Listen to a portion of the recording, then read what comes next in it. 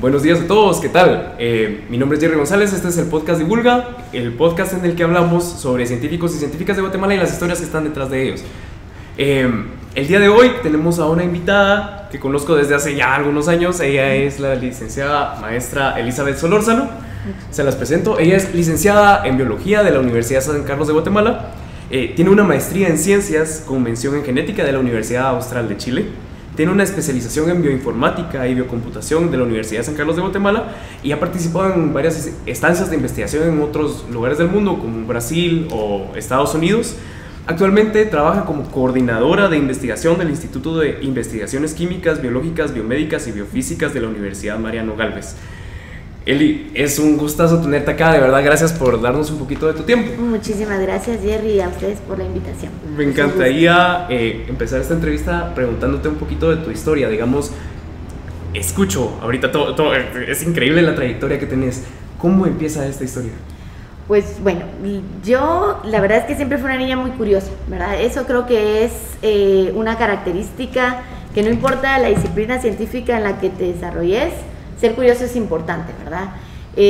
Tal vez, digamos, cuando uno es niño, es normal ser curioso y preguntar por qué, pero cuando uno va creciendo, digamos, la sociedad va limitando ese cuestionarse, y yo siempre he pensado que nosotros, los biólogos, somos esos niños que no perdieron esa capacidad de asombro y esa capacidad de siempre tener duda y siempre querer aprender, ¿verdad?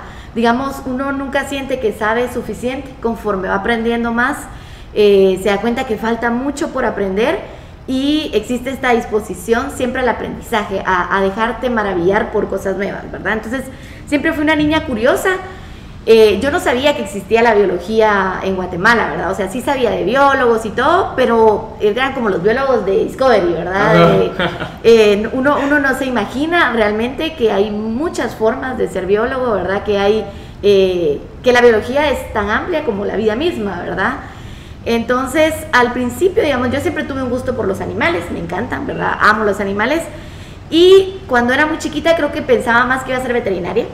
Okay. Pero de repente pensaba, si se me muere un animal, yo me muero con él, no voy a poder, no soy capaz, ¿verdad? Entonces me di cuenta que por ahí no iba mucho mi interés. Y afortunadamente yo digo que mi vida o mi desarrollo en la vida científica ha estado rodeado de muchas mujeres inspiradoras, muchas mujeres que me han despertado ciertas características, ¿verdad? Mi mamá es trabajadora social. Y digamos, de alguna forma también por ahí hay cierta curiosidad por conocer el contexto social en el que se desarrollan las personas, en ver más allá de la realidad nada más propia, ¿verdad? Entonces creo que también eso fue una fuente de inspiración. Y entonces cuando ya estaba como en el diversificado, tuve una maestra que no era bióloga, pero pues tenía una formación en FPEM de biología. Sí. Y entonces, pues, realmente nadie enseña mejor algo que cuando tiene pasión por lo que está enseñando, ¿verdad? Entonces, justamente a ella le gustaba la biología, ella nos dio biología y fue de las mejores maestras que tuve, ¿verdad? Y casualmente mi hermana en ese tiempo ya había entrado a la universidad y tenía un libro de biología y yo agarré el libro y de verdad me fasciné, ¿verdad? O sea, me encantaba y sobre todo la parte de la genética, ¿verdad? Entender un poquito cuando empezamos a ver las leyes de herencia, ¿verdad? Las leyes de Mendel, cuestiones un poquito al inicio sencillas, básicas, a mí me fascinó y yo dije, yo quiero ser bióloga y quiero estudiar genética, ¿verdad? ¿Cuántos años tenías cuando empezaste a ojear este libro? Como 16, okay, 15, 16. Sí, ya tenía. Sí, ya estaba más grande, ¿verdad? Y entonces un día en una plática, por eso también digo que siempre hay mujeres relacionadas en mi historia, porque en una plática, yo estoy en un colegio solo de mujeres, en una plática con unas amigas fue como, es que yo quisiera ser bióloga, pero no química bióloga, porque yo sabía que existía la química biológica, pero yo no quería ser química bióloga, ¿verdad? Entonces, yo quisiera ser bióloga, pero bióloga, o sea, no quiero ser química bióloga, pero como no existe en Guatemala esa carrera, ¿verdad? Y de repente una amiguita fue como, no, sí existe, mi hermana estudia biología en la San Carlos, y yo, ¿en serio? No, esta es la luz, ¿verdad? Yo sabía que quería ser bióloga, y de ahí en adelante creo que uno siempre duda de algunas decisiones que toma en la vida. Yo creo que ser bióloga sí es algo que hasta el día de hoy, no sé cómo vendrá el futuro, pero hasta el día de hoy, a pesar de las dificultades de desarrollarte en esta área en un país como Guatemala, ¿verdad? No dudo de esa decisión, ¿verdad? Creo que es una decisión que me hace muy feliz y que me hace que mi trabajo sea algo que me llena de alegría todos los días, ¿verdad? No es una carga, no es un pesar, ¿verdad? Siempre ha sido así, siempre ha sido un proceso emocionante, ¿verdad? Sí. Y creo que tiene mucho que ver con esto de la ciencia, ¿no? Con la curiosidad, el ojear tu libro de ciencias naturales y que ver tanto, no sé qué. Eso creo que era una motivación que traemos, ¿no? Seguro. Y digamos en el área de genética, pues yo siempre pensé, bueno, voy a estudiar biología y después cuando termine voy a estudiar algo de genética, ¿verdad? Okay. Pensaba que en la carrera no había nada, digamos que durante mi carrera de pregrado no iba a poder estar en contacto con nada de cuestiones de genética ni biología molecular, hasta que igual cuando nos toca hacer una práctica, nosotros tenemos una práctica que se llama ES, ¿verdad? Experiencias docentes con la comunidad, en cuarto año de la universidad. Yo platicando otra vez con una amiga le dije como, es que yo quisiera hacerlo en algo de genética, pero no sé en qué. Por supuesto, yo pensaba en genética de vertebrados, ¿verdad? Pensaba en genética de la conservación, en animalitos. Okay. No, más que para la salud, sino... Sí, no, la salud yo le huía. O sea, cosas de humanos, yo no quería nada de humanos. Esa es la verdad, siempre le he huido. Pero de alguna forma es el camino que me ha encontrado, ¿verdad? Entonces, pues una amiga me dijo, mira, yo creo que por ahí hay un laboratorio. Yo conocí a una chava que está ahí, que se llama Patricia Landaverde, ¿verdad? Ok. Y me dijo, mira, ella está allí, yo miro que está haciendo unas cosas de genética con chinches y no sé qué. Los insectos me parecen muy lindos, pero de nuevo mi interés era vertebrado, ¿verdad? No insectos. ¿Algún animal que te interesara, que amaras? O que quieras, con ese animal quiero trabajar, o vertebrados. Digamos cualquier mamífero, los mamíferos, ¿verdad? A mí me gustaban los mamíferos. Pero al final dije, bueno, este es un momento en el que desde el pregrado puedo empezar a aprender cosas, ¿verdad? Entonces dije, bueno, voy a ingresar a hacer mi DS ahí, pregunté. La verdad es que para mí fue súper sencillo entrar, nadie me conocía, yo era muy tímida, entonces no conocía como a mucha gente. ¿En qué laboratorio es? Disculpa. En el laboratorio de entomología aplicada y parasitología. Ok. En el ENAP, en la Escuela de Biología. En la Escuela de Biología de la USAC. Entonces pues fui y le pregunté a la coordinadora si podía entrar y me dijo, sí, mira, bienvenida, ¿verdad? Empezar. Y empecé por ahí, de nuevo ahí este laboratorio se dedicaba muchísimo, o se dedica todavía, al estudio de la enfermedad de Chagas, ¿verdad? La enfermedad de Chagas es una enfermedad causada por un parásito protozoo que se llama Trypanosoma cruzi y que la transmite un vector, ¿verdad? Es el que lleva el parásito a todos lados, que son las chinches, que les conocen como la chinche picuda, ¿verdad? Aquí en Guatemala. Y que es una enfermedad que en Guatemala es poco conocida, ¿verdad? Yo no me imaginé que iba a aprender tanto de esta experiencia, porque al final fue una experiencia bastante completa, ¿verdad? No aprendí solo de genética, sino que aprendí de muchísimas más cosas, ¿verdad? Ahorita les voy a contar un poquito más. Pero al final, digamos, entonces estaba esta oportunidad y tocaba con chinches. Aparte, las chinches eran como que me daban un poquito de nervios porque, pues, sabemos que pican, ¿verdad? Ajá. Son como el tamaño de una cucaracha, son bonitas. Después aprendí a verlas bonitas, ¿verdad? A entenderlas y ver que eran lindas, ¿verdad? Como nosotros apreciamos todas las formas de vida en la Tierra, ¿verdad? Entonces, pues empecé a aprender, me empecé a involucrar en un ambiente que fue muy favorable para el aprendizaje. En ese momento, cuando yo ingresé a este laboratorio, estaba como formado por generaciones, digamos, estábamos como los más pequeños que estábamos en EDC, luego estaban personas que ya estaban en las prácticas finales, ¿verdad?, LPS, y otros que estaban de tesis, y personas que colaboraban, que iban y venían. Era muchísimas personas. Muchas mujeres, sobre todo, es liderado por la doctora Carlota Monroy, ¿verdad? Que también es una mujer muy inspiradora, muy admirable, y por la licenciada Antonieta Rodas, que también, digamos, como que cada una tuve la oportunidad de aprender diferentes aspectos de trabajar con ciencia, ¿verdad? Una como un poquito más del lado más científico y otra con un poquito más del lado más humano. Yo tuve la oportunidad de trabajar un poquito con ellas. Y es increíble lo que ellas hacen, sí, la pasión que le tienen a las, y cómo se complementan, sí. ¿no? Sí, y digamos, sobre todo es increíble ver que como algunas veces pensamos que la ciencia está hecha solo para países desarrollados, ¿verdad? Que tienen todos los recursos. que los países pueden invertir tanto en ciencia, ¿verdad? Sin embargo, para nosotros es muy importante el desarrollo científico, sobre todo porque lo importante es encontrar soluciones para las personas que viven en nuestro contexto, ¿verdad? Es decir, una persona que vive en otro país y desarrolla ciencia desconoce la raíz de los problemas de nuestro contexto social, ¿verdad? Entonces fue un aprendizaje muy completo, te digo, porque tenía mucha carga de campo, ¿verdad?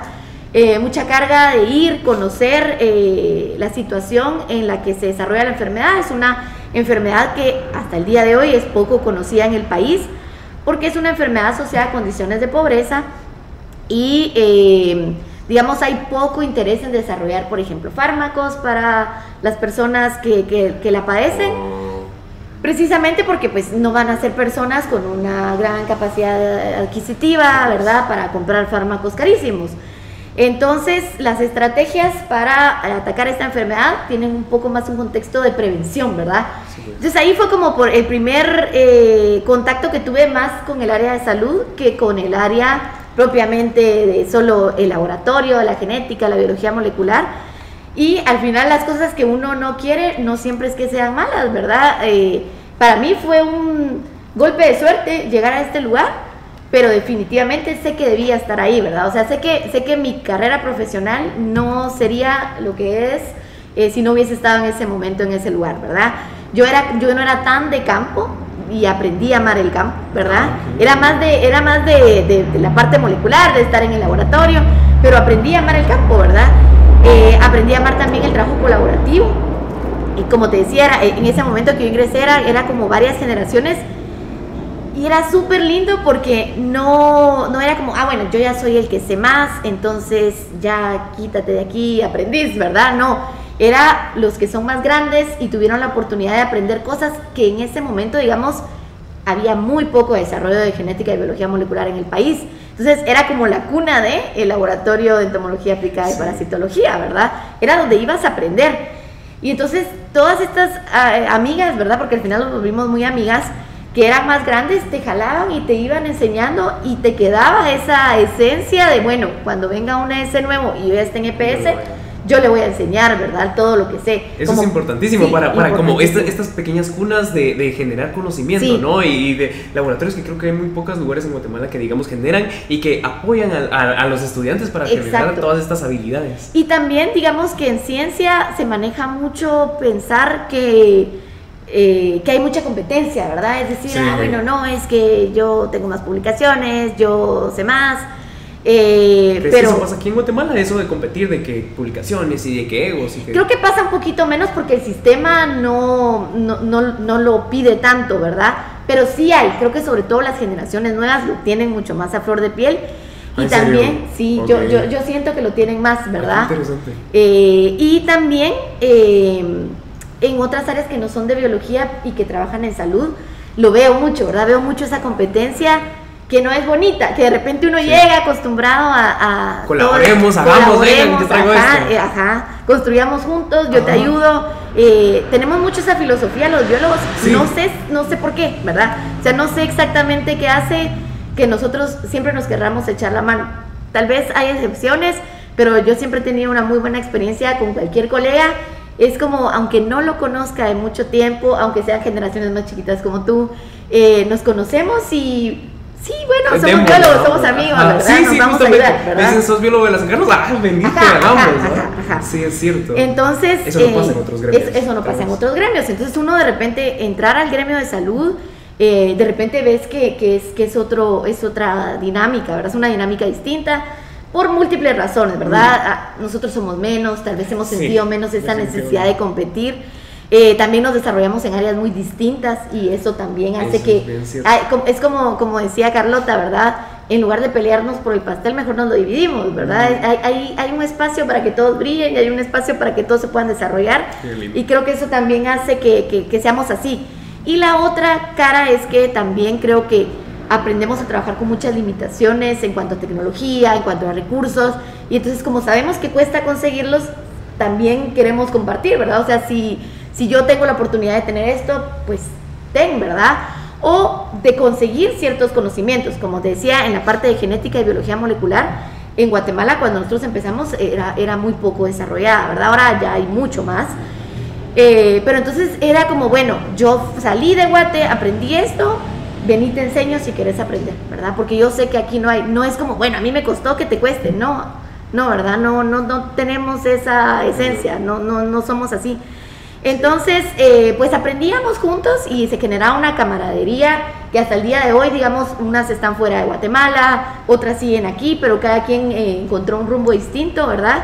Pero seguimos siendo amigas, nos seguimos reuniendo, nos tenemos mucho cariño, sabemos que cualquier cosa nos echamos la mano siempre, aunque estén afuera, ¿verdad? Creo que eso es algo importante, digamos, estas habilidades o este afecto, digamos, es importante desarrollarlo dentro de la misma ciencia, ¿no? Y dentro de la ciencia de Guatemala, totalmente. A todos nos está costando como generar todas estas iniciativas, estos esfuerzos, mientras más nos podamos apoyar, mucho mejor. Sí, definitivamente. Me contaba, entonces, ¿lograste aplicar la genética en este laboratorio? Sí, logré empezar a aprender muchísimas cosas, ahí fueron mis primeros aprendizajes, ¿verdad? Toda la parte de la biología molecular.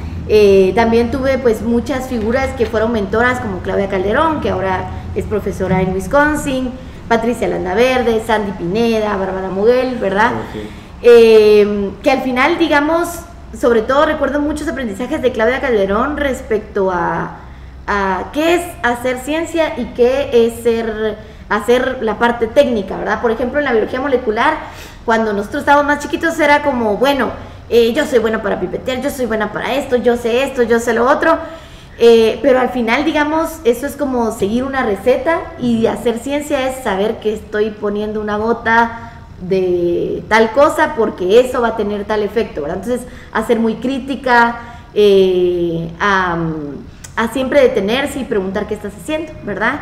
Creo que eso fue un aprendizaje también muy importante que lo tuve desde el inicio y que después me acompañó y fue muy útil para mi desarrollo durante la maestría, ¿verdad? Cuando yo llegué, después me gradué, hice mi EDC, mi EPS, mi tesis, todo lo hice en la ENAP. Y después cuando me gradué, pues quería seguir aprendiendo. Nosotros también, siendo estudiantes todavía, metíamos proyectos para financiamiento. Esto fue otro aprendizaje que adquirí ahí, ¿verdad?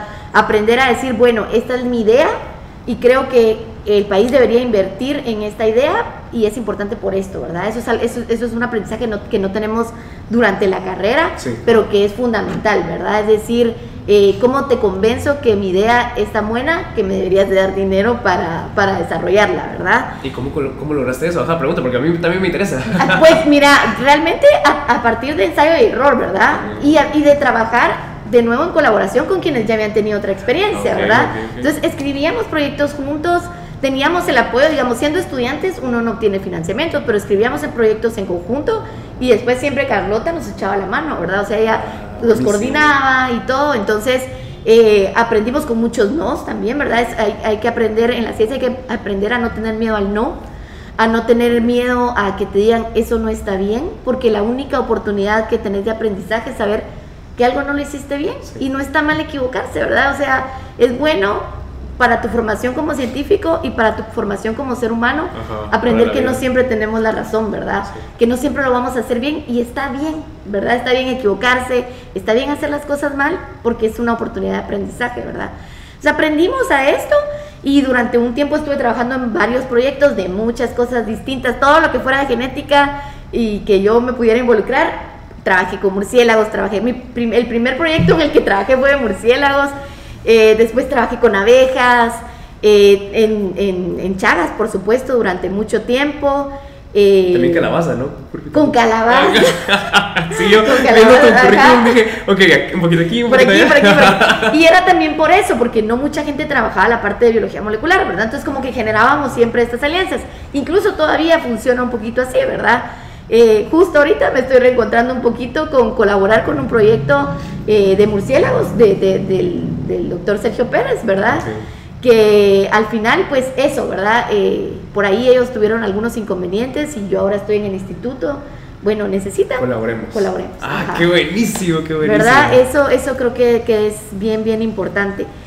Y estuviste trabajando en estos proyectos. Estuve trabajando en estos proyectos, ¿verdad? Y al final pues decidí, bueno, ya es momento, me voy a ir a estudiar genética porque aquí siento que ya había como explorado todas las formas de aprendizaje y tenía que... Nosotros somos muy autodidactas en la San Carlos, ¿verdad? Sí. Aprendemos que no tenemos todos los recursos, hay que buscarlos, ¿verdad? No te vas a quedar sentado esperando, pero ese proceso de ser autodidacta, aunque es muy bueno, te lleva mucho más tiempo que cuando tienes los recursos a tu alcance, ¿no? Entonces, llegó ese momento en el que dije, no, sí, es momento de irme a estudiar, me fui a estudiar, busqué con mucho afán exactamente el programa que realmente me gustara, ¿verdad? Sí, ¿verdad? Tuve una oportunidad de irme a otro posgrado que era como más sencillo, pero yo quería buscar algo que realmente me apasionara, ¿verdad? Había muchos programas de genética y de biología molecular, pero mucho más enfocados de nuevo a la salud, ¿verdad? A salud humana, ¿verdad? Sin este enfoque, pues un poquito más novedoso de una salud, sino que eran más como enfocados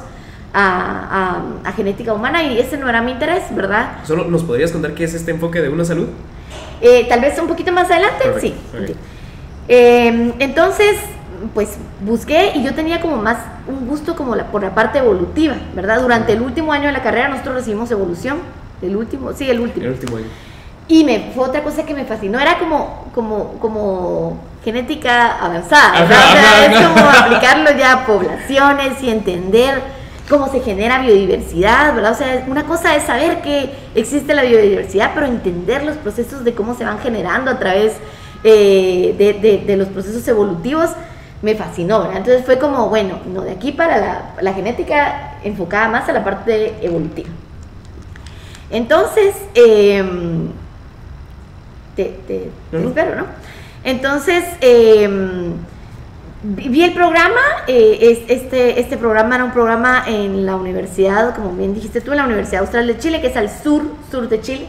No me di cuenta que era una ciudad que llueve como 9 meses al año, ¿verdad? ¿En serio? Sí, llueve todo el tiempo. Le dicen, la ciudad se llama Valdivia y le dicen Valdilluvia, porque de verdad llueve todo el tiempo, es oscuro. Los primeros meses para mí fue difícil, ¿verdad? O sea, fue difícil estar todo el tiempo en oscuridad. No hay sol. Sale el sol muy poquito, ¿verdad? O sea, te levantas y está oscuro. Cuando es verano, por supuesto que oscurece hasta las 10, 11 de la noche. Okay. Pero en invierno, que es, o sea, no es como el invierno nada más, sino que realmente las estaciones, el invierno se prolonga, llueve todo el tiempo, ¿verdad? Como te decía. Yo no me di cuenta de eso, ni lo busqué. Yo vi el programa, me gustó, apliqué, o sea, escribí y pregunté si habían becas, y me dijeron que no, que yo no tenía programa de becas, que tenía que tener la beca antes de ingresar y optar al programa.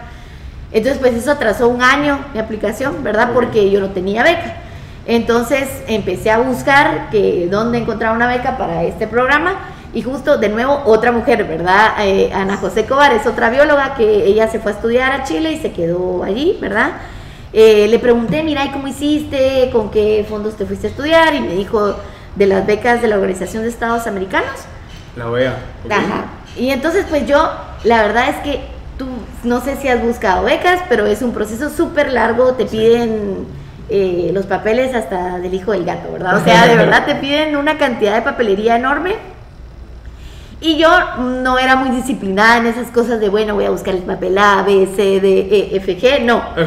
Y entonces fue como que lo fui dejando al tiempo, y luego una amiga mía, de nuevo otra mujer, me dijo, mira, yo voy a aplicar, porque era como un programa bastante amplio. Había una beca, pero era para cualquier disciplina, para irte a Brasil o a Argentina o cualquier parte de Sudamérica.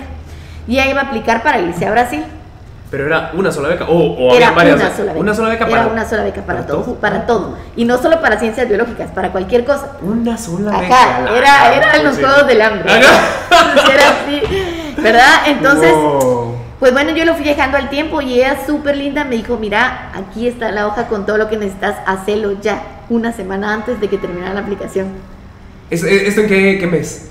Como eso, creo que fue como en marzo o abril, ¿verdad? Ok. Ajá. Una semana antes. Una o 2 semanas antes, ¿verdad? O sea, esa 1 o 2 semanas antes yo no dormí, pero tuve o sea, empecé a buscar todos los requisitos y los tuve listos, y ya, ¿verdad? Y apliqué. Al final mi amiga se quería ir a Brasil, pero para Brasil necesitabas tener el idioma. Y entonces ella, pues o sea, uno tenía, en esta beca uno tenía como, ponía bueno, yo tengo 3 opciones de universidades y programas a los que quiero ir. Está la opción 1, 2 y 3. Esto es lo que yo quiero. Sí, y entonces como que el sistema de becas, primero te ganas la beca y después gestiona, bueno, ¿será que lo reciben en esta universidad que ya puso como opción A? Okay. Si te reciben, excelente, y si no, prueban con la segunda y luego prueban con la tercera, ¿verdad? Obviamente mi primera opción era esta universidad en Chile, ¿verdad? Entonces, ella al final puso entre sus opciones Brasil, pero no tenía el certificado de idioma. Entonces, le dijeron, mira, tienes que cambiar tus opciones, y ella ya no lo quiso hacer, no sé por qué, pero ya no lo quiso hacer y desistió del proceso. Dijo, no, ¿quién quiere una beca? ¿Saben qué? Sí, no, gracias, siempre no. No sé qué pasó, ¿verdad? Yo creo que esas cosas siempre tienen, al final tienen un resultado en tu vida que cambia todo, ¿verdad? Definitivamente. Entonces, bueno, pues yo seguí el proceso, ¿verdad? De primero era como que seleccionaban a un grupo, qué sé yo, de 100, no me recuerdo el número, y pasabas a la siguiente fase. Ajá. Bueno, y quedé, ¿verdad? Y luego pasabas a la siguiente fase, bueno, quedé. ¿Entrevistas o puro papeleo? En puro papeleo, Okay. en las primeras fases, y después ya era entrevista, Okay, ¿verdad? okay. Y tenías como que escribir un programa, ya ir pensado con tu tesis, Okay. de qué querías hacer, cómo lo ibas a venir a aplicar a Guatemala, Sí. porque tienes un compromiso de regresar al menos 2 años al país de origen, ¿verdad? Entonces, pues yo lo hice todo y fue un proceso súper largo. Yo veo que otras personas optan y se van al ratito, ¿verdad? Mi proceso fue súper largo, quizá porque era muy competitiva, ¿verdad? O sea, había mucha gente aplicando para una sola beca, ¿verdad? Al final dieron 2 durante ese año. Okay. Y bueno, eso fue, te decía, en marzo, y me avisaron que gané la beca en diciembre. ¿En diciembre? En diciembre. Fueron 9 meses. Fueron de puro 9 trámite. meses de puro trámite. Wow. Porque era como, bueno, de todos ellos mandamos 6 a la sede de la OEA en Washington y ellos deciden. ¿Te mandaron? O sea, no, mandaban los papeles. Okay. Los papeles, la entrevista y todo, y Okay. ellos decidían. Entonces, al final en diciembre me dijeron, sí, quedaste, no sé qué qué, increíble. súper feliz, ¿verdad? Pero tenían que hacer el proceso de la universidad, pero los procesos de la universidad cerraban en diciembre. Entonces tuve que esperar un año para que hicieran la postulación, porque ya no, o sea, las postulaciones ya habían cerrado, ¿verdad? Qué terrible. Pero la buena noticia es que quedé, ¿verdad? Entonces Okay. me fui. Sí, y esperabas el año, pero que fuera lo que fuera. Pero yo dije, bueno, así será. Y entonces pues me fui y estuve ahí los 2 años. Fue una experiencia sumamente enriquecedora. De nuevo también mi tutora fue una mujer. Normalmente uno llega y trabaja en los proyectos de los profesores, ¿verdad? O sea, ellos ya tienen sus financiamientos y todo, pero yo iba con muy, bueno, yo voy a estudiar afuera, pero yo quiero que lo que yo genere se aplique para Guatemala, ¿verdad? Entonces yo iba con mi idea de proyecto y pues empecé a ver durante las primeras semanas como qué profesor tenía un poco el perfil de lo que yo quería aprender, ¿verdad? Ella es bióloga marina, es la doctora Leila Cárdenas, que actualmente es la decana de la universidad allá, y trabaja con genética de poblaciones, pero marina, ¿verdad? Porque ahí en Valdivia ya está cerca de la Antártida, entonces ahí casi todos trabajaban con cosas más de organismos marinos, ¿verdad? Pero ella aplicaba la genética de poblaciones, y a mí lo que me gustaba era la genética de poblaciones. Okay. Que es un poquito entender cómo, si están conectadas o no poblaciones, ¿verdad? Es decir, si estamos hablando de una población grande o poblaciones subdivididas, y entender cómo eso tiene una incidencia en procesos evolutivos, ¿verdad? Es decir, cómo se van generando formas novedosas. Entonces yo hablé con ella y le dije, mire, yo tengo esta idea, de parte del ENAP hay un proyecto que tiene financiamiento para la parte como de secuenciación, ¿verdad? Yo ya iba pensado como qué técnica, todo, ¿verdad? Yo ya tenía la idea de qué quería, había que pulirla, muchísimas cosas que no sabía en ese momento y que aprendí junto a ella. ¿Qué era lo que tú querías hacer? Digamos, nosotros teníamos una pregunta de investigación que era que la enfermedad de Chagas pues tiene regiones como hiperendémicas, ¿verdad? Que hiperendémico quiere decir que es una enfermedad que está presente durante mucho tiempo en una alta tasa. Ok. Estas regiones hiperendémicas está Jutiapa y El Salvador, la parte que colinda justamente con Jutiapa, ¿verdad? Okay. Pero nosotros veíamos una diferencia importante en cuanto al comportamiento de la enfermedad, ¿verdad? Era como el parásito era mucho más agresivo en esa parte del Salvador y no entendíamos mucho por qué, si estaban a la par, el vector era el mismo, si bien el vector tiene como una variación gradual, una variación genética gradual, ¿verdad? En esa región era lo mismo. Entonces, por ahí como que nos entró un poquito más la pregunta por la parte del parásito, ¿verdad? Entonces ya se empezaban a utilizar secuencias de nueva generación, ¿verdad? Secuenciación de nueva generación, que es esto de no estudiar solo un fragmentito del genoma, sino estudiar genomas completos simultáneamente. Todo el ADN, digamos. Todo el ADN, todo el ADN. Y ya estaba ahí Lucía Orantes, de nuevo otra mujer, que estaba haciendo, que ella es guatemalteca, pero estaba haciendo el doctorado ¿En Chile? No, en Vermont. Ah, ok. En Vermont, en Estados Unidos, y ella iba a utilizar para su tesis de doctorado esta técnica, ¿verdad? En la que lo que se hace básicamente es como tener un resumen de todo el genoma y con eso vas calculando frecuencias de genes y con eso entiendes un poquito cómo es la dinámica evolutiva y la dinámica poblacional, ¿verdad? Entonces ella lo iba a hacer con la chinche y yo dije, bueno, si hay fondos, ¿por qué no metemos unas chinches de este lugar? Y ella usa la información de las chinches y yo uso la información del parásito, ¿verdad? Entonces, al final, pues, yo les presenté o sea, yo tuve que vender mi idea con mi tutora en Chile y tuve que vender mi idea con Guatemala, con el ENAP y con Vermont. Sí puede ser. Porque la parte experimental la iba a ir a hacer a Vermont, ¿verdad? A Estados Unidos. Entonces, al final, mi asesora me dijo como, bueno, sí, está bonito, entrémosle, yo te asesoro. Un proyectazo. Y entonces, pues, ella súper linda, la verdad es que yo creo que yo entendí que era un tutor de investigación hasta que estuve con ella. Realmente alguien que estaba al lado tuyo y que, digamos, tal vez no es como nosotros en la USAC cuando tenemos revisores de tesis y eso es como que revisen un documento, te manden cosas y ya, no. Con ella fue todo el proceso juntas, ¿verdad? O sea, ¿qué quieres hacer? Esto. Ah, bueno, ¿y cómo vas a responder esto? ¿Qué herramientas quieres usar? Lee este artículo, lee este otro. Desde el planteamiento. Desde el planteamiento, todo. O sea, yo tenía una idea muy vaga, pero cómo analizarlo, toda esa parte no tenía ni la más mínima idea. Entonces después hice la parte experimental en Vermont y esto implicaba utilizar herramientas que yo desconocía hasta el momento, que eran las herramientas bioinformáticas. Yo sabía cero. Yo me recuerdo que cuando hice como los exámenes de admisión a la U, me dijeron, bueno, usted como que puede ser veterinaria, biología, agronomía, todo como muy ciencias biológicas, pero nada que tenga que ver con computadoras, me dijo la psicóloga que analizó mi prueba. Y dije, ay, sí, no, a mí no me gustan las computadoras, yo no quiero saber nada de computadoras. Y me tocó, ¿verdad? O sea, me tocó porque estas nuevas tecnologías tienen, pues, como dijimos, ¿verdad? Se analiza todo el ADN, son genomas completos. Y son datos gigantes. Son datos gigantes que uno no puede procesar en sus computadoras, ¿verdad? Es decir, se necesitan servidores, se necesitan estructuras distintas y la forma en la que te comunicas con la computadora es distinta, ¿verdad? Ya uno está acostumbrado a usar Windows, ¿verdad? Bueno, usar Linux, nunca en la vida había usado Linux.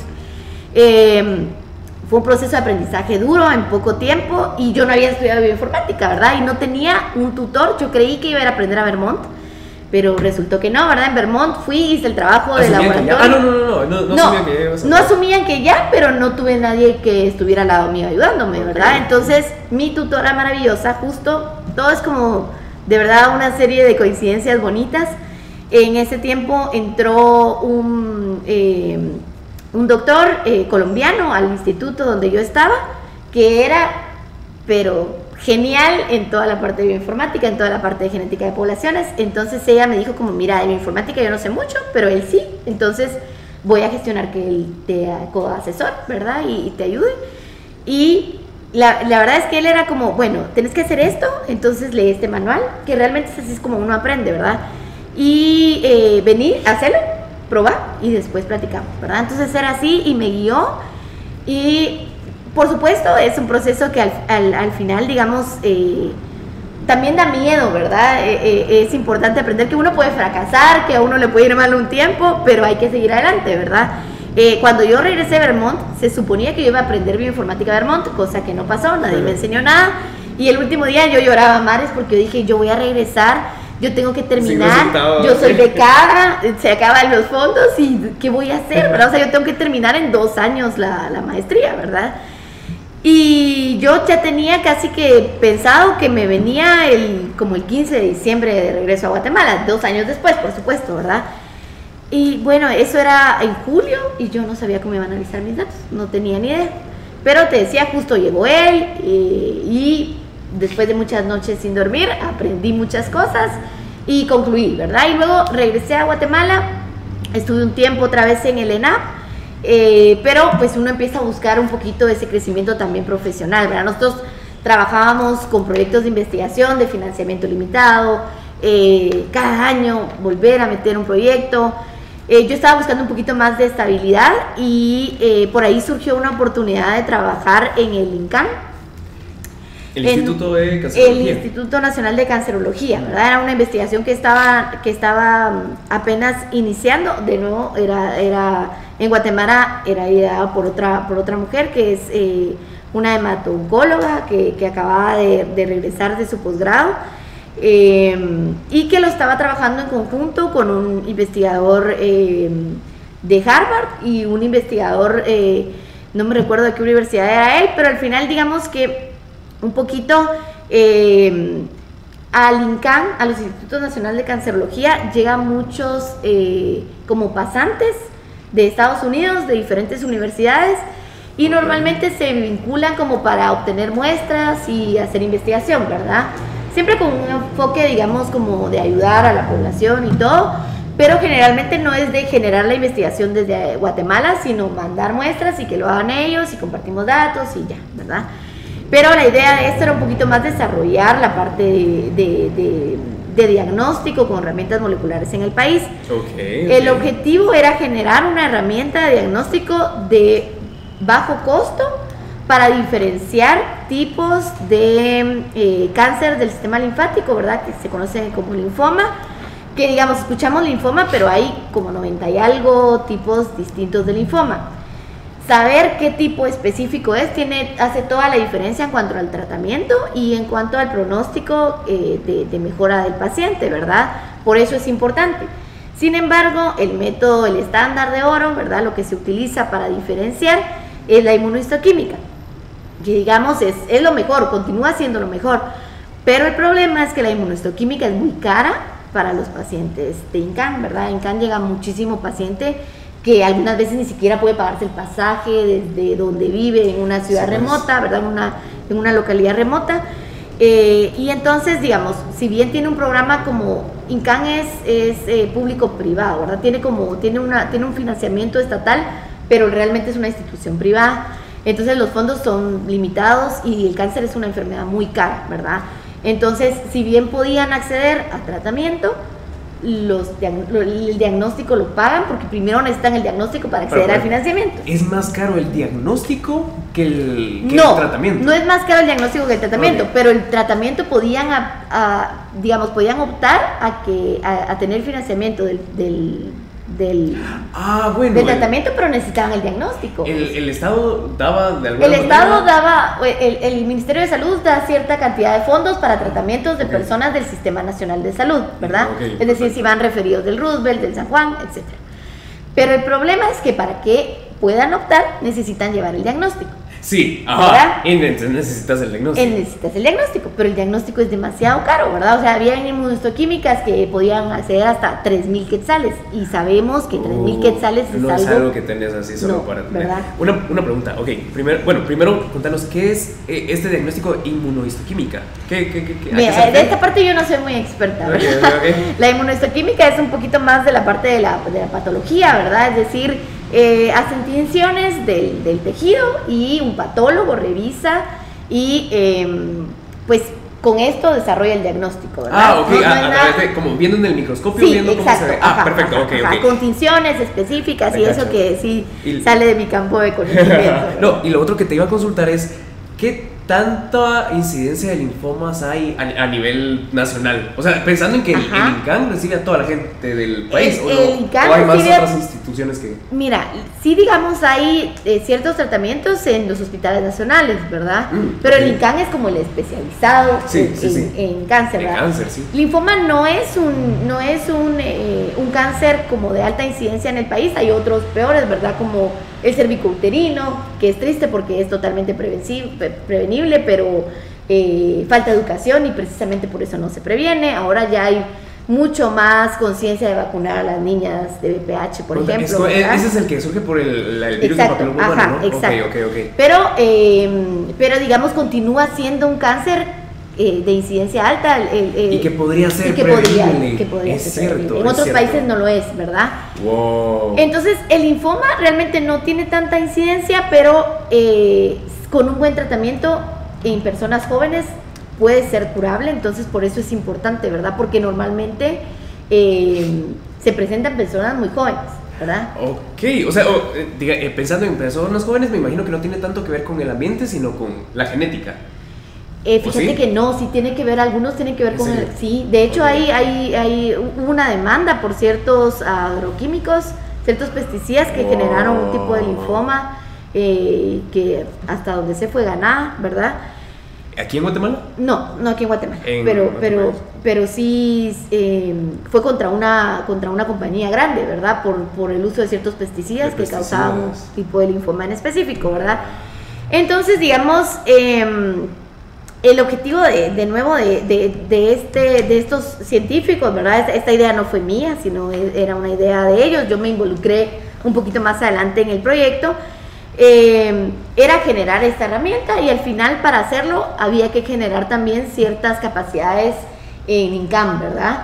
De allí, de esta iniciativa, esta doctora, de la doctora Fabiola, se me fue el apellido, Fabiola, pero está en INCAM, pues ella consiguió fondos y al final pues por ahí un área que estaba destinada como a baños y no sé qué, se convirtió en un laboratorio súper lindo de biología molecular, el primero del INCAM, y que sigue trabajando por ahí, ¿verdad? Porque creo que ahorita está justo, hay 2 biólogos por ahí más chiquitos, ¿verdad? Creo que es Camilo, tal vez, ¿o no? ¿Y Juan? Y Juanca, sí, pues. Ajá. Ok, sí. Ese es el primer laboratorio de biología molecular que había en el Instituto de Cáncer. Sí, ese es el primer laboratorio. Hasta entonces. Sí. Y eso fue hace un par de años, ¿no? Eso fue en 2017. Sí, empecé en el descanso con una mesa ahí empolvada, revisando libros. Yo empecé revisando libros de historias clínicas, de cosas que yo no tenía la más mínima idea, tratamientos. Te decía que empecé como curadora de datos de una base de datos en la que iba a poner toda la información de los bloques de parafina que nosotros encontrábamos de pacientes que tuvieron linfoma desde el 2006 hasta el 2016. Después se amplió hasta el 2017. Pero yo empecé como esto y después fue como, bueno, no, si se va a hacer, pues hagámoslo bien, ¿verdad? Y pues fuimos ahí diseñando el laboratorio. Después me fui hay una red latinoamericana de linfomas, ¿verdad?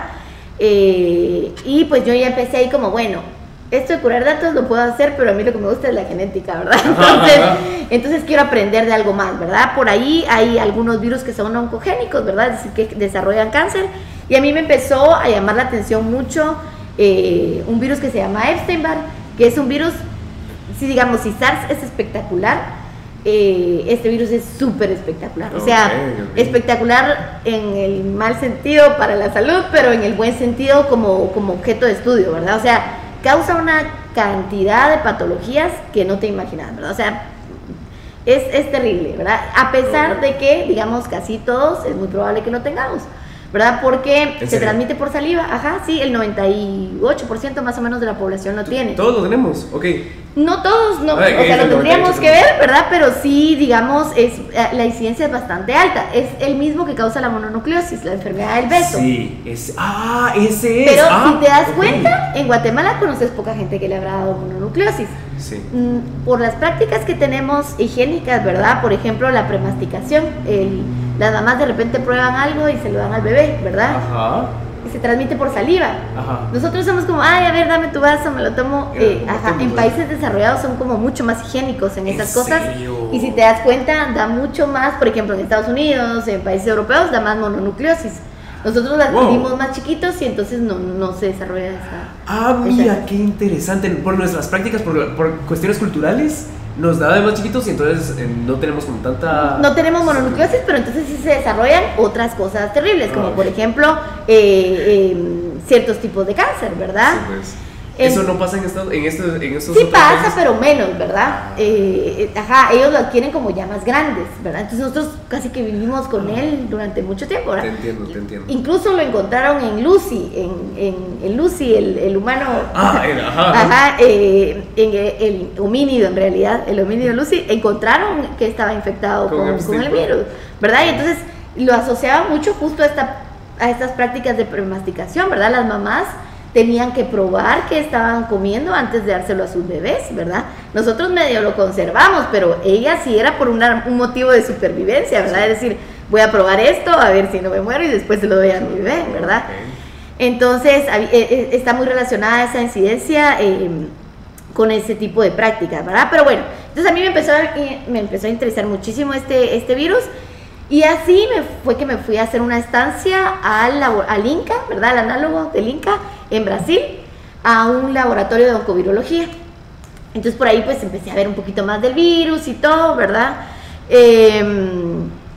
La verdad me gustó muchísimo, pero al final, digamos, después yo me salí del INCA, ¿verdad? Habían ciertas cosas como que tal vez la parte que realmente a mí me interesaba no la estaba pudiendo desarrollar con la celeridad que quería, ¿verdad? O sea, yo ya quería trabajar en eso y eso iba un poquito más lento, seguía como mucho en la parte de curación de datos. Entonces al final terminé yéndome, ¿verdad? Me fui y fue justo meses antes de que empezara la pandemia, ¿verdad? 2020, ok. Ajá, yo me fui 2019, porque la pandemia empezó 2019, ¿verdad? Sí. Empezó yo me fui en octubre de 2019 y la pandemia empezó en diciembre de 2019, ¿verdad? Al principio, como todos estábamos escépticos, no sabíamos que iba a pasar todo lo que pasó, ¿verdad? En ese Decíamos, tiempo, eso se va a quedar allá, eso no es claro, problema. Claro. Y justo fui a un taller que dio el Centro Universitario de Zacapa de biología evolutiva, de biología molecular un poquito más evolutiva, y pues ahí coincidí con un biólogo que es Manuel Barrios, que ahorita es el director del Instituto de Investigaciones del Centro Universitario de Zacapa. Y entonces pues justo coincidimos ahí, empezamos a platicar y bueno, con la persona que venía a dar el curso, que no puedo decir el nombre porque es que es bien complicado y era como Hamid, algo así, ¿verdad? Pero pues hubo super química, platicamos entre los tres y bueno, escribamos proyectos juntos, no sé qué, no sé cuánto, ¿verdad? Y nos quedamos ahí platicando, entonces me empecé a contactar mucho más con Manuel. Y de repente, ¡pum!, la pandemia, ¿verdad? Entonces Manuel fue como, bueno, miren, ¿qué vamos a hacer como investigadores, como biólogos? ¿En qué nos podemos meter para ayudar en algo, ¿verdad? Era como ese deseo de hacer algo, lo que fuera, pero hacer algo. Entonces empezamos, pues ahí estaba Bárbara Moguel, Carlos Montenegro, y nos juntamos, Carmen Lucía Yurrita, y empezamos a platicar ideas, y bueno, hagamos un proyecto de tal, un proyecto de tal, un proyecto de tal. Escribimos varios proyectos. Ahí fue donde aplicaron a la Digi, ¿no? Aplicamos a un concurso que hizo la Cenacit. Sí. La Cenacit en un consorcio con las universidades.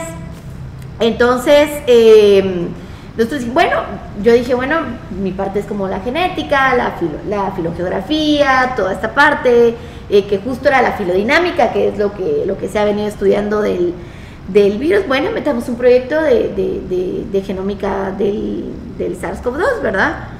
Lo escribimos, lo metimos a este concurso que sacó la Cenacit en consorcio con las universidades y justo ese proyecto fue el que ganó, ¿verdad?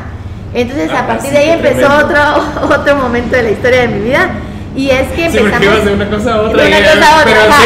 Pero siempre enfocado. Y siempre genética y siempre como que me jalaba esta parte de la salud, pero no directamente con el humano, sino que más con los patógenos, ¿verdad? Exacto, ajá. Y que aparte yo aprendí a descubrir como un amor a los patógenos, porque como me gusta la evolución, digamos, sabemos que los vertebrados tienen ciclos de vida súper largos y no podemos ver evolución en tiempo real.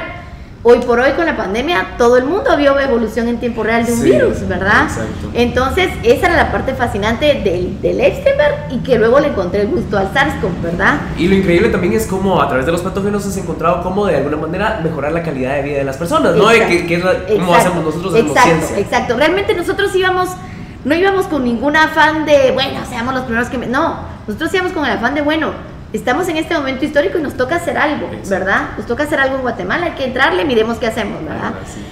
Lo escribimos, ganamos, pero la mala noticia era que el premio era un un reconocimiento y no teníamos fondos. ¿Ese era el premio? Ese era el premio. No había fondos. No habían fondos. ¿Cómo nombre? No habían fondos. ¿Es en serio? No habían fondos, lo que nos iban a dar es como un entrenamiento para vender la idea como más como con instituciones privadas, ¿verdad? Cosa que nosotros no teníamos ni la más mínima idea, ¿verdad? Era como, bueno, preparen un pitch y nosotros, ¿qué es un pitch? Mi novio es mercadólogo, entonces de repente por ahí le preguntaba, bueno, mira, ¿y esto qué es? Ah, bueno, es que prepares, que vendas tu idea, no sé qué, en un tiempo pequeño, que sea... Pero claro, para nosotros, digamos, yo me gusta muchísimo la docencia, ¿verdad? Es otra parte de mi vida en las ciencias en la que he estado muy vinculada. Me gusta mucho, pero uno aprende a poner las cosas como en términos un poquito más sencillos y comprensibles, pero no para alguien que trabaja en cuestiones como más, qué sé yo, económicas. Sí, la cosa es que, ¿no? ¿cómo los convences, verdad? La cosa es que no convencemos a nadie que no trabajara en ciencias. Y al final, pues tuvimos la buena fortuna. Bueno, nosotros metimos el proyecto también a Digi. Okay. Pero entonces Digi dijo, no les doy los fondos porque ya ganaron el premio con la Cenacit. Y fue como, no, por favor, la Cenacit no nos dio dinero. Entonces tuvimos que explicar, con el director de Digi que no habíamos ganado dinero. O sea, nuestro proyecto había ganado, pero en lo que no había ganado era en originalidad, porque era un proyecto que habíamos presentado en Cenacit. Pero lo habíamos presentado, pero no nos habían dado fondos. Entonces, ¿qué hacíamos, verdad? Al final, sí nos dieron un financiamiento pequeño, ¿verdad? Un financiamiento pequeño solo para reactivos. Para nada más. La secuenciación genómica para nosotros continúa siendo carísima, ¿verdad? Ajá. Entonces, fue bueno, ¿qué hacemos? Justo en la premiación estaba el doctor San José. El doctor San José es el director del Instituto de Investigaciones Químicas, Biológicas, Biomédicas y Biofísicas de la Mariano Gálvez. Ok. Donde están, fue el primer lugar donde hubieron secuenciadores de nueva generación en Guatemala y es el lugar más grande de secuenciación genómica en Guatemala, ¿verdad? ¿Cómo es el universo? ¿Cómo es el universo? Exacto. Entonces, él cuando nos premiaron, habló y dijo, bueno, saben que en la universidad tenemos este equipo, está allí, si podemos apoyarnos y no sé qué. Y yo dije, momento, en este preciso instante voy y le hablo. O sea, terminó la premiación y yo lo fui a hablar. Okay. Yo soy súper tímida, pero dije, bueno, es hoy o es nunca. Tu pitch, ¿no? No preparé nada. Solo llegué y le dije como, bueno, es que como usted nos dijo que cualquier cosa, la verdad es que no tenemos dónde hacerlo porque no teníamos el equipo, por supuesto. Ah, sí, claro, escríbeme. Y bueno, me da de una vez su correo ahora. No fue casi que en el diploma escribí. Te escribí su correo, le escribí. Y luego por ahí estaba otra mujer, Alejandra Sierra, que también estaba como conectada con toda la parte del concurso, ¿verdad? De los que hicieron el concurso, porque participaron de nuevo todas las universidades. Entonces con Alejandra fue como, mira, fíjate que el doctor San José me dijo tal cosa, bueno, platiquemos. Y ya pues luego fui con la directora técnica, que es Rebeca Méndez, que actualmente es mi jefa, ¿verdad? Y con el equipo de nuevo mujeres que trabajan en secuenciación, en la parte del laboratorio de secuenciación genómica en la Mariano. Hicimos química, ellas hicieron toda la parte de la parte del wet lab, ¿verdad? La parte del laboratorio. Y pues faltaba conseguir los fondos de los reactivos, ¿verdad? Conseguimos los fondos de los reactivos con la Digi. Ajá. Parte puso también la Mariano, ¿verdad? Al final son proyectos sumamente caros, ¿verdad? Okay. Entonces, parte lo hicieron ellos. Fue un proceso también largo y desgastante. Lo más difícil, no me lo vas a creer, pero lo más difícil fue conseguir muestras. De todo el Sistema Nacional de Salud nos dijeron no. Todos nos dijeron no, ¿no? ¿Por qué no? ¿Te daban razones? Una de las razones fue como que el proyecto era un poquito más por intereses personales, más que por intereses para la población. Como que a ti te interesaba saber, solo tú querías. A pesar que todos los que estábamos trabajando en ese momento estábamos trabajando a honore. Regresando al podcast, me estabas comentando de... Que lo más difícil fue conseguir muestras. Es cierto. Quizá porque al principio, digamos, fue en una etapa muy, muy inicial de la pandemia. Ahora pues, todo el mundo entiende la importancia de la vigilancia genómica de patógenos de importancia para salud, ¿verdad? Pero en ese momento tal vez no era tan claro. Entonces nosotros acudimos a muchas instancias, al Coprecovid. Coprecovid siempre se mostró como muy deseoso de ayudarnos, pero donde teníamos siempre la puerta cerrada fue como en el Sistema Nacional de Salud para darnos las muestras. No sé si era porque tal vez ellos ya estaban preparándose también para hacerlo, ¿verdad? Que después pasó, ¿verdad? Okay. Pero la respuesta después de mucho tocar y tocar y tocar puertas fue no. En donde obtuvimos el primer sí importante fue con el Hospital Herrera Llerar. Ellos nos dijeron, sí, bueno, es importante para el país tener este conocimiento, nosotros los apoyamos en lo que necesiten. Y realmente fue esto que platicábamos desde el inicio, el trabajo colaborativo, ¿verdad? O sea, al final yo creo que el trabajo colaborativo nace de entender que va para un bien común más importante de tu beneficio personal, ¿verdad? Todos los que estábamos involucrados, de nuevo estábamos trabajando ad honorem, ¿verdad? Fue un trabajo que al final, digamos, tal vez la parte científica no fue tan difícil como lo fue toda la parte de gestión, obtener fondos, obtener muestras, obtener permisos, todo eso fue lo más desgastante y pesado del proyecto, ¿verdad? Como casi todos los proyectos aquí en Guatemala, ¿no? Como o sea, el administrar, el gestionar. Sí, yo digo que ese proyecto hasta perdí la vesícula por ese proyecto, porque de tanto no. Sí, pues de tanta preocupación, ¿verdad? O sea, como de no lograr lo que era más sencillo, ¿verdad? No lograr lo que era más sencillo, que era tener las muestras, ¿verdad? Sí. Entonces, finalmente, pues lo logramos y en noviembre se secuenció en Guatemala por primera vez SARS-CoV-2 con nuestro equipo de investigación. Y eso, ¿verdad? Fue una noticiona. Yo me acuerdo y me encanta, cabal, ahorita estaba viendo esta imagen que les hicieron ustedes de ustedes científicas y una caricatura. Combatiendo el COVID. Y por supuesto, porque esto era información importante y necesaria para generar una estrategia para poder abordar el coronavirus. Ajá, pero digamos, al final, creo que algo importante a resaltar es que nosotros nunca tuvimos esta idea de que iba a ser algo noticioso, de que iba a ser algo como que la gente iba a conocer tanto.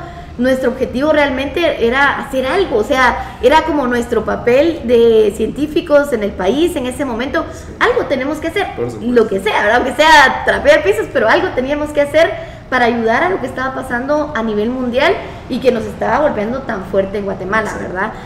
Entonces, pues terminó así esa historia, logramos secuenciar, ¿verdad? Fue bien importante para nuestro equipo y para el país que se generaran estas primeras secuencias. Más adelante, pues ya vino esta conciencia importante de entender por qué es necesaria la vigilancia genómica en los países. Muchos países ya contaban con ellas.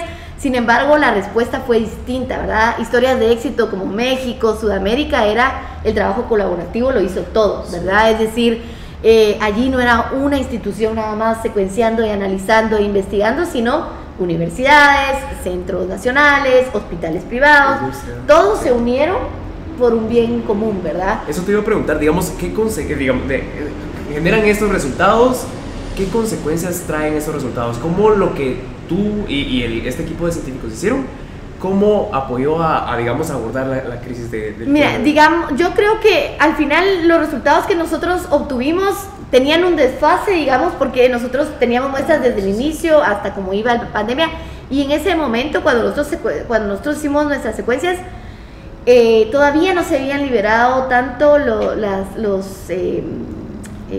restricciones de movilidad y todo. Sí nos dimos cuenta, por ejemplo, en nuestros análisis sí pudimos observar que cuando se abrieron las fronteras, la diversidad se disparó, ¿verdad? La diversidad viral se disparó, y eso ya era una alerta importante, ¿verdad? Todavía no habían circulando variantes de importancia epidemiológica en el país. Fue justo antes de eso, ¿verdad? Sí, pues. Entonces, creo que también lo importante fue ese empujón a otras instituciones a decir, bueno, hay que hacerlo, ¿verdad?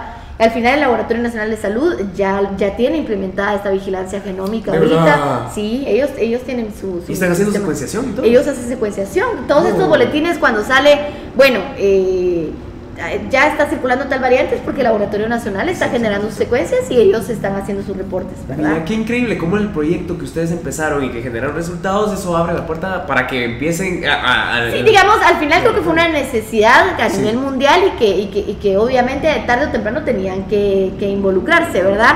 Pero al final nosotros demostramos que se podía hacer en Guatemala, ¿verdad? Que muchos países centroamericanos todavía no lo hacían hasta hace poco, que se podía hacer en Guatemala, que teníamos el recurso humano sobre todo, ¿verdad? Y los equipos y todo. Entonces, que que era algo que era necesario implementar y que de nuevo ahora, hoy por hoy ya está implementado, ¿verdad? También, digamos, el Laboratorio Nacional empezó un poco más tarde, ASI, la Asociación de Salud Integral creo que se llama. Ellos también hicieron un esfuerzo importante en secuenciar antes de que empezara el Laboratorio Nacional de Salud, ¿verdad? Durante 2021 ellos generaron muchas secuencias también, ¿verdad? Otra cosa que yo lo veo como una ganancia importante es que nosotros trabajamos en conjunto con personal de la Universidad del Valle, la Universidad Mariano Gálvez y la USAC, ¿verdad? Entonces, creo que nosotros sí aprendimos la lección de trabajar en equipo sin importar la bandera, sin importar de dónde venís, sin importar tu disciplina. Yo trabajé con químicas biólogas, ¿verdad? Todas las que hicieron la parte del laboratorio de secuenciación son químicas biólogas, que hoy pues son mis compañeras de trabajo, ¿verdad? Pero pues nació de ahí, ¿verdad? Nació de decir, de nuevo, trabajemos juntos porque es lo que necesita el país, ¿verdad? Qué buenísimo. ¿Y ahora estás trabajando en Y ahora estoy trabajando ahí, a partir de este proyecto, pues como que conocieron un poquito más mi trabajo, y pues luego hubo una oportunidad. El instituto está tratando como de darle mucha más fuerza a la investigación. La verdad es que el instituto, aunque se llama Instituto de Investigaciones, mucho tiempo estuvo dedicado a brindar recursos de docencia, ¿verdad? Es decir, preparaban todos los laboratorios de docencia de los que se forman en las áreas de ciencias biológicas en la Universidad Mariano Gálvez. Entonces, ahora hay un enfoque muchísimo más importante en promover la investigación, ¿verdad? De tal cuenta, pues ya ahorita, ya en este año se han generado varias publicaciones, estamos bastante felices con eso, ¿verdad? Y pues, pues fue otro reto completamente distinto, ¿verdad? Aquí estoy como coordinadora de investigación y te decía que es investigación en un montón de áreas, es química, biológica, biomédica y biofísica. El área de biofísica todavía no está desarrollada, pero sí hay investigaciones en el área química, en el área biológica y en el área biomédica. Entonces, pues yo estoy trabajando con proyectos todavía en colaboración con el Centro Universitario de Zacapa. Tenemos un proyecto DIGI, que es una siguiente fase de SARS-CoV, que estamos trabajando también en conjunto con el IX. El IX después de este proyecto nos buscó y entonces ahora estamos trabajando con ellos. Y también hay otro proyecto de la doctora Carmen Lucía Yurrita, que es de metabarcoding de polen, ¿verdad? Que es un poquito entender qué plantas de polen, de qué plantas están llevando las abejitas con herramientas moleculares, ¿verdad? Sabiendo que el ADN de polen de qué hay ahí, ¿verdad? Todo al mismo tiempo, ¿verdad? Eso lo estamos trabajando también en colaboración. El otro que te contaba el doctor Sergio Pérez, que digamos, sí es un proyecto de ellos y nosotros solo estamos aportando un poquito, ¿verdad? Los otros dos proyectos sí son proyectos que se gestionaron en colaboración, ¿verdad? El de metabarcoding y en la segunda fase de SARS-CoV. Y pues por ahí también pues hay proyectos de metabolómica de café, que es un poquito entender qué metabolitos producen los cafés nacionales. Eso es de química, es del área de química, que pues por ahí están unas químicas pues bastante brillantes desarrollando esta idea. ¡Hala, qué increíble! Hay un proyecto por ahí de sistemas educativos de nutrición. Hay una veterinaria ahorita en el equipo que también está trabajando con también este enfoque de una salud, que es un poquito un enfoque que yo aprendí estando en la ENAP y que tiene que ver con que estas enfermedades con las que he trabajado, muchas zoonóticas o de origen zoonótico, que quiere decir que eran enfermedades que eran exclusivas de animales y que después por un salto evolutivo llegaron al humano, y algunas pues como SARS-CoV fueron súper exitosas y otras un poquito menos, como Chagas, ¿verdad? Entender cómo nuestra salud depende de un enfoque más integral, ¿verdad? Más holístico, que tiene que ver con cómo nos desarrollamos con la naturaleza, qué tan respetuosos somos con la naturaleza, y cómo eso no solo es por ideología, no solo es por amor a la vida silvestre, sino que también es por nuestra propia salud, ¿verdad? O sea, sí o sí tenemos que tratar de una forma armoniosa y respetuosa los recursos naturales, porque o es porque nos nace por amor, o es porque estamos viviendo ahorita encerrados por pandemia, porque justamente no tuvimos este respeto por la naturaleza, ¿verdad? Sí, pues entender que nuestro bienestar, digamos, está relacionado de alguna manera con el ambiente. Exactamente. Entonces, por lo que medio he leído, este enfoque de una salud te incluye el ser humano, la salud del ser humano, como siempre se ha abordado, y también el ambiente, ¿no? Exacto. Y también los animales, Exacto, creo yo, pero, exacto, sí. y no solo los animales, digamos, que están adentro de la naturaleza, sino también el ganado, digamos, Exacto, todas estas exacto, prácticas exacto. de cómo... Sí, y digamos, sin que estuviera como etiquetado como una salud, ya el ENAP era el enfoque que siempre se implementó, Sí, ¿verdad? El ENAP se conformó durante mucho tiempo, no solo por biólogos, ¿verdad?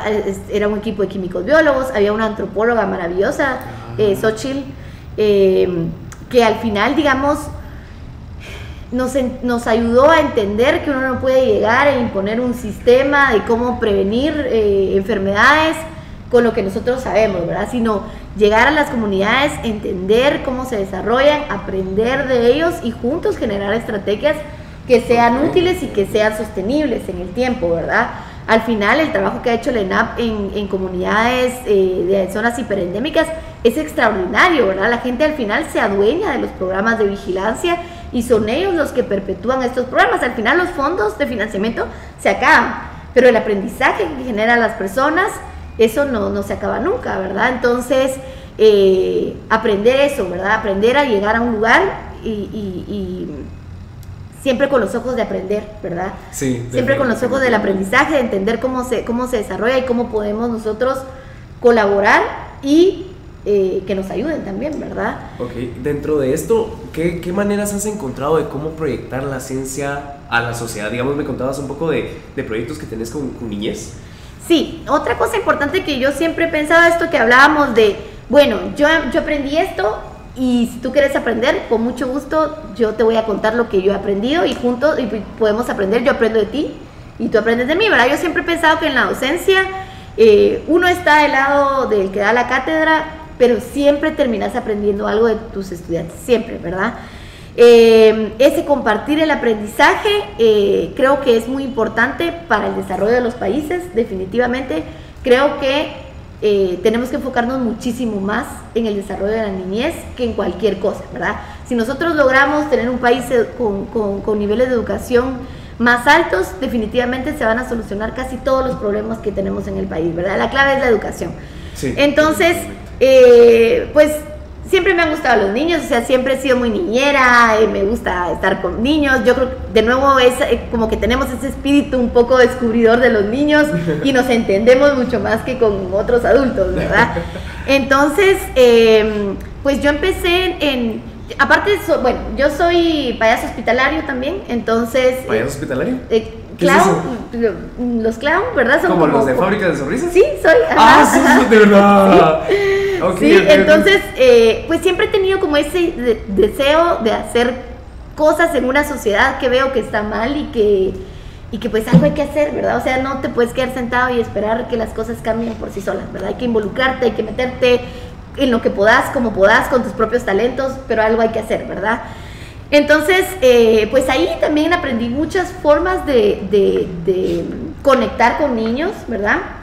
Y fui voluntaria mucho tiempo ahí, he estado en muchísimos voluntariados, y después conocí una iniciativa que se llama Glasswing, que es una iniciativa internacional que tiene varios sistemas de voluntariado. Uno de esos es el de educación, y el de educación tiene programas con clubes, y estos clubes lo que buscan es desarrollar talentos o intereses de los niños en escuelas de zonas de peligrosidad, que difícilmente tienen acceso a estos recursos, a través de programas de voluntariado, ¿verdad? Entonces yo estaba obviamente en el Club de Ciencias, ¿verdad? Y durante mucho tiempo fui voluntaria activa, iba como 1 o 2 veces por semana, y teníamos actividades científicas, hacíamos experimentos, jugábamos con los niños y todo, ¿verdad? Sin embargo, pues la vida laboral de repente ya no te deja tanto tiempo para esas actividades. Estuve ahí varios años y siempre estaba en contacto como en lo que pueda ayudar con ellos. Pues es un programa que yo admiro muchísimo, es súper lindo. Además van generando mentores y líderes dentro de las comunidades, ¿verdad? Los niños que están en los clubes después se vuelven formadores, ¿verdad? Entonces es súper bonito. Eso te iba a preguntar, ¿qué tanto miras que los niños se emocionan con la ciencia? Muchísimo, digamos. Hay unos que... Los niños, yo tuve muchos grupos de niños, solo niños, súper inquietos, que solo querían saber de Messi. Pero al final, digamos, cuando ya estés en la parte de experimentar, siempre se conectan, ¿verdad? Tuve un niño que era brillante en nuestro...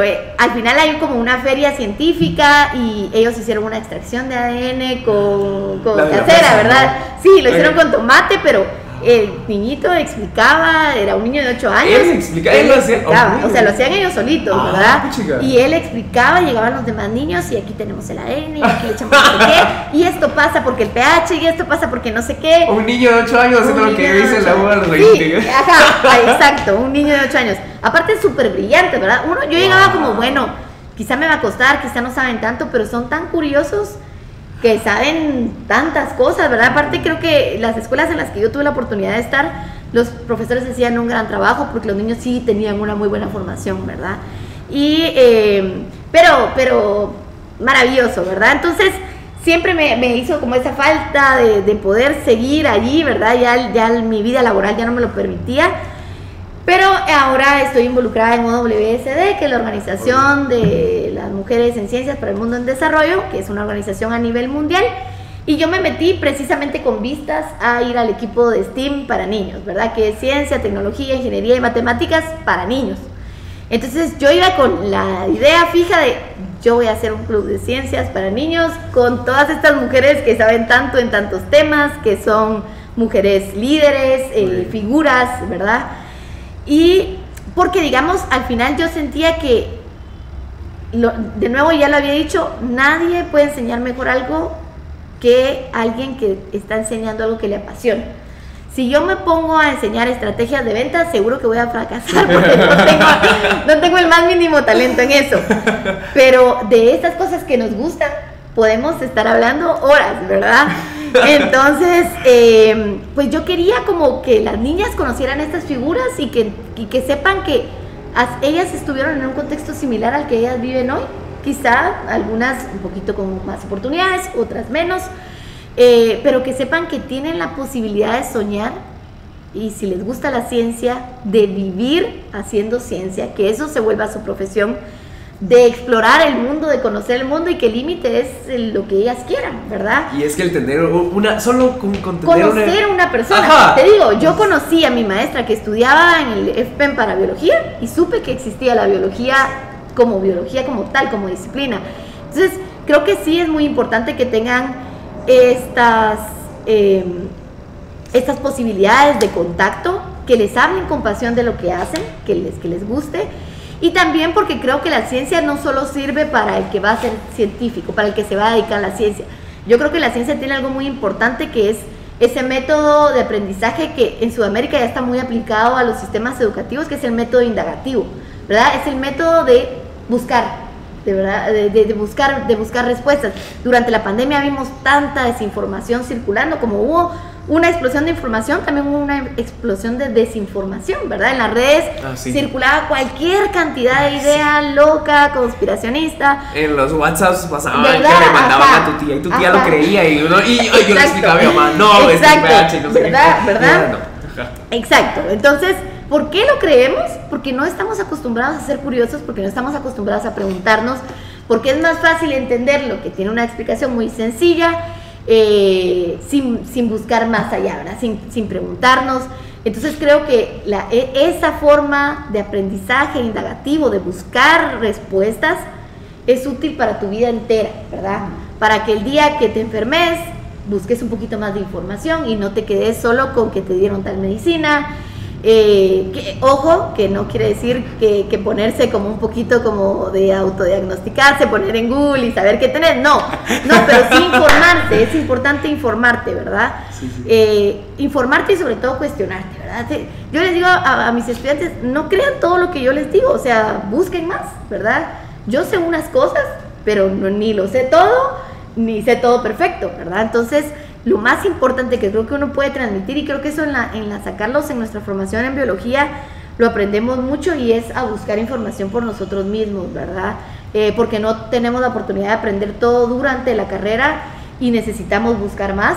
Entonces yo creo que esto es un elemento de análisis crítico para la toma de decisiones de toda la vida de un ser humano. Entonces por eso creo que también es importante, aunque no todos los niños se van a dedicar a ciencias, que conozcan esta forma de pensamiento distinto, de preguntarte, de cuestionarte, de buscar más, ¿verdad? Entonces, pues ahorita actualmente con Rocío Silva, Sí, estamos ahí en un club de ciencias, que es otra bióloga. También está Krista, que es, ella es química. Están otras compañeras que se han ido involucrando. Ahora somos un grupo pequeñito, pero estamos haciendo de WSD dentro del equipo de STEAM para niños. Nosotros estamos en nuestro mini equipo de club de ciencias que estamos desarrollando con los niños Scout. Con el Grupo Scout de Guatemala. O sea, lo que tenemos son clubes de ciencia aproximadamente cada 2 meses. Está una persona invitada que es experta en su tema y obviamente desarrolla el tema enfocado al aprendizaje en niños, ¿verdad? Entonces aprovechamos que con la pandemia se expandieron mucho estas posibilidades de conexiones remotas, ¿verdad? De conectarnos por medios digitales. Y tenemos estos talleres en los que están los niños conectados de diferentes manadas, creo que son, de diferentes grupos Scout. Y pues están ahí, juegan con nosotros, preguntan. Lindos, ¿verdad? Lindos como el estudiante maravilloso que uno siempre quiere hasta en los posgrados, que es el que pregunta, ¿verdad? ¡Hala, qué increíble! Y qué chilero este esfuerzo de llevar la ciencia a los niños, ¿no? Y que es justo lo que tú decías, la educación desde el principio, desde esta edad tan temprana, tan importante, que eso que le va a dar herramientas para su desarrollo a lo largo de su vida, aunque no se dedique a ciencia, pero qué increíble. Pues la verdad es que, terminando, quería preguntarte por tus proyectos que estás haciendo ahorita y tus proyectos futuros que tienes pensado para Eli dentro de estos próximos 2-3 años. Pues la verdad es que estoy muy entusiasmada con estar dentro del Instituto de Investigaciones Químicas, Biológicas, Biomédicas y Biofísicas de la Universidad Mariano Gálvez. Creo que es una oportunidad justo para lo que más me gusta, que es este trabajo colaborativo en el que pues uno puede dar un empujoncito para que alguien más desarrolle todas sus capacidades. Creo que estamos creciendo en investigación a un paso más acelerado del que esperaba. Estoy bastante contenta con estos resultados. Proyectos propios, estoy trabajando en este que te decía de SARS-CoV-2, en colaboración con el proyecto de Metabar Coding. Y por ahí ya tenemos otras ideas ya para proyectos para el próximo año. Pero pues mi meta es seguir, ojalá todo el tiempo que tenga la oportunidad en investigación en ciencias, ¿verdad? Me gusta mucho, que lo llevo de la mano casi siempre con docencia, ¿verdad? Que también es otra de las pasiones que me gusta, y por supuesto trabajar también como voluntaria con niños, que al final, digamos, pues uno brinda de su tiempo y todo, pero también como te nutrís de esa energía, de esa buena vibra de los niños, de su inocencia, de su bondad, ¿verdad? Que de repente tristemente la vamos perdiendo un poquito en la vida adulta, pero sí, te llegas y das un poquito de lo que tenés, pero te vas con un montón de cosas positivas también de regreso, ¿verdad? Qué buenísimo, Eli, de verdad. Pues te agradezco muchísimo que hayas hecho tiempo para venir aquí a platicar. Me encanta escucharte porque realmente es muy motivador ver todo lo que estás haciendo, cómo todo lo que aplicas tiene un impacto en la sociedad guatemalteca. Estás cambiando el mundo, pues es increíble, de verdad. Qué buenísimo.